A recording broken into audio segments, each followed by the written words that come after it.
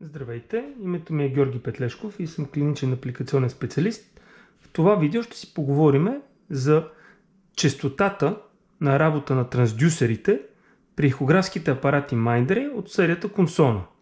Начинът, по който ние можем да променяме честотата на ехографските апарати в съвременните ехографски апарати, не е чрез директна промяна в мегахерците, а чрез ето този бутон, при който може да определим различната честота.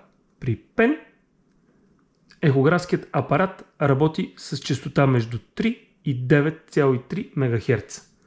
Пен е съкръщение от Penetration.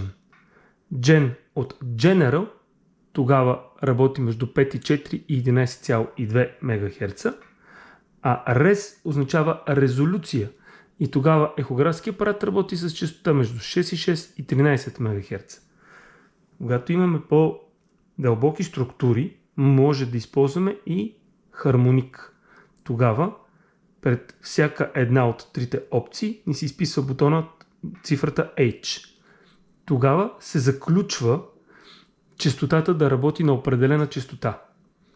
Ехографа да работи на определена честота. При H-pen честотата, на която е заключен трансдюсера, е 9 МГц.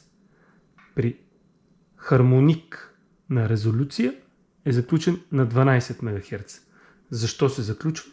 Защото при хармоник честотата, която виждаме, която ползва ехографски апарат, е двойна на изписаната. Тоест в случая ще е 24. Благодаря.